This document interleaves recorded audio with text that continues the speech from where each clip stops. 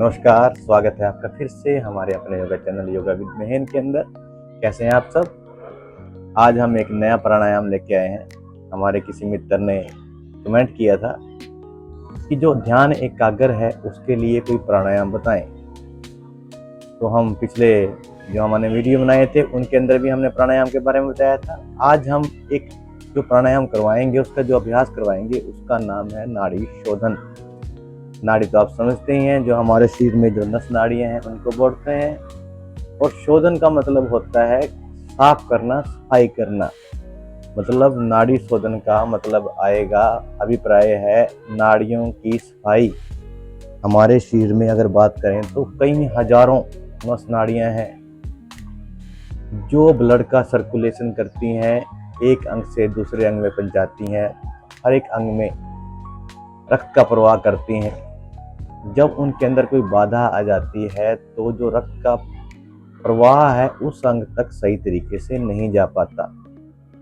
जो हम यो करवाएंगे, जो प्राणायाम करेंगे, उससे जो हमारे को फायदा होगा, तो पहला फायदा तो यही है, जो हमारे रक्त का प्रवाह है पूरी नस नाड़ियों में एक समान फैल जाएगा। जहाँ पे हमारा रक्त का प्रवाह नहीं जाता वहाँ पे भी रक्त का प्रवाह जाएगा।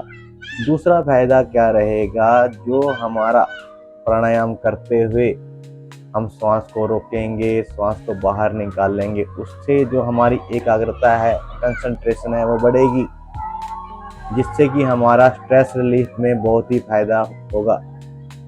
प्राणायाम के फायदे बहुत रहते हैं, कोई भी प्राणायाम कर लें, इसका फायदा सबसे ज़्यादा है ब्लड का सर्कुलेशन बढ़ेगा, हर एक अंग में पहुंचेगी, स्ट्रेस रिलीफ में फायदेमंद है।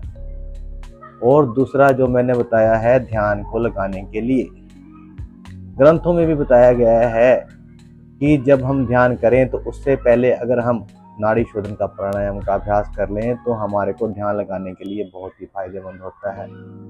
तो ज़्यादा बात न करते हुए हम नाड़ी शोधन प्राणायाम का अभ्यास करेंगे।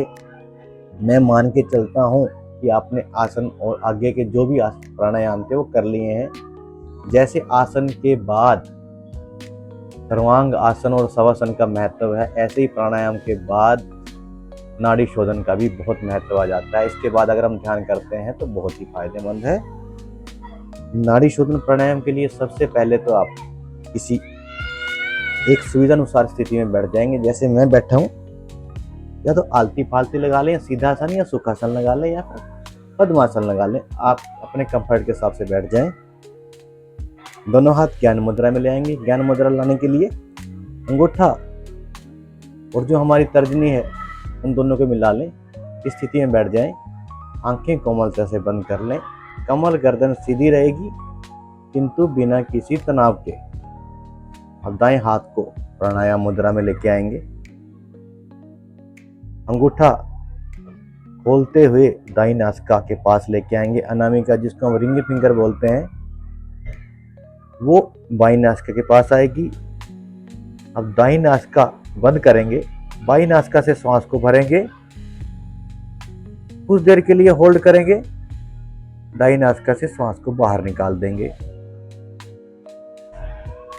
फिर दाईं नासिका से श्वास को भरेंगे, कुछ देर के लिए होल्ड करेंगे, बाईं नासिका से श्वास को बाहर निकाल देंगे। यह एक आवृत्ति होगी, इस आवृत्ति को दोहराते ही जाएंगे। यह एक नॉर्मल प्रोसेस है, जो नया साधक है उसके लिए बताया है मैंने।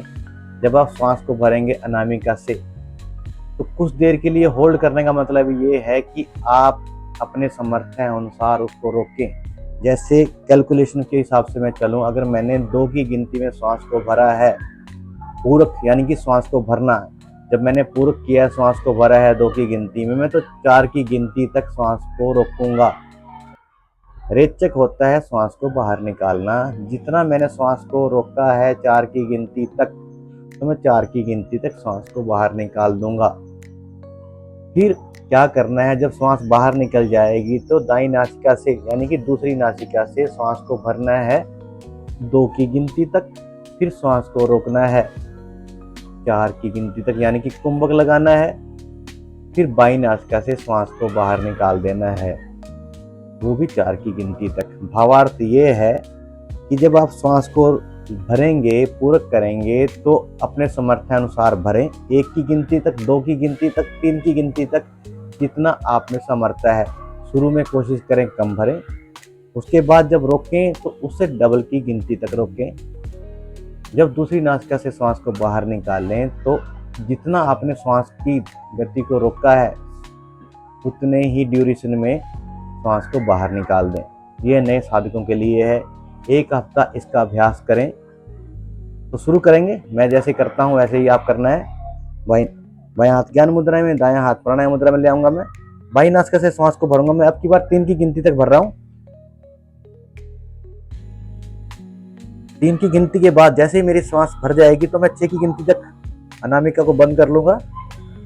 बाई नासिका को 6 की गिनती तक मैं रोकूंगा, दोनों नासिका बंद करते हुए। 6 की गिनती जब हो जाएगी तो दाई नासिका खोलते हुए 6 की गिनती तक धीरे धीरे श्वास को बाहर निकाल दूंगा, काउंटिंग करते हुए।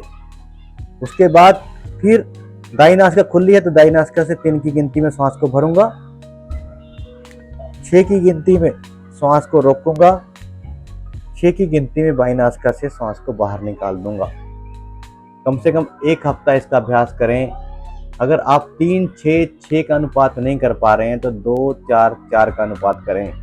जब आप इसको बिल्कुल ही सहजता से, बिल्कुल ही किसी दबाव के करना शुरू कर दें तो हर हफ्ते एक गिनती को बढ़ाते रहें। जैसे 3-6-6 किया है, अगले हफ्ते 4-8-8 कर दें, फिर उसके बाद 5-10-10 कर दें। तो कम से कम 4 हफ्ते करें। यह तो एक बार का हो गया। जब इसमें आप पारंगत हो जाएंगे तो जो हम पूरक के बाद कुंभक लगाते हैं, फिर हम रेचक करते हैं, रेचक के बाद भी आपको कुंभक लगाना है।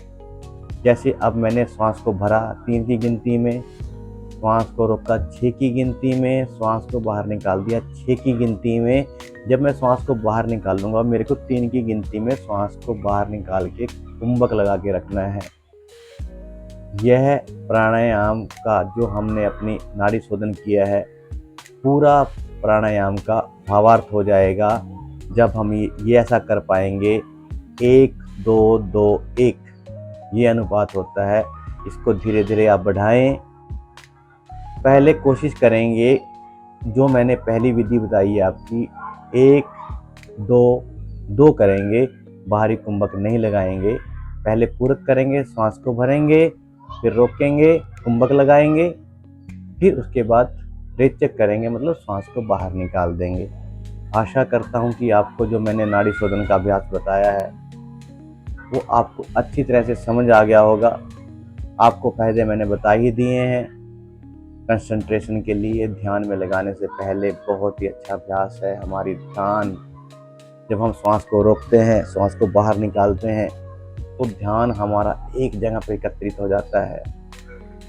नसों नाड़ियों में ब्लड का सर्कुलेशन पूरी तरह से हो जाता है। तो इसका अभ्यास करें, ज़्यादा शक्ति के साथ ना करें। कभी ऐसा ना हो पहले ही हफ्ते में कोशिश करें मैं तो 4-8-8 कर दूंगा, नहीं, ऐसा ना करें। बिल्कुल ही कम गिनती के साथ स्टार्ट करें। सबसे पहले मैं तो सजेस्ट करूंगा कि सबसे पहले 2-4-4 के अनुपात में शुरू करेंगे।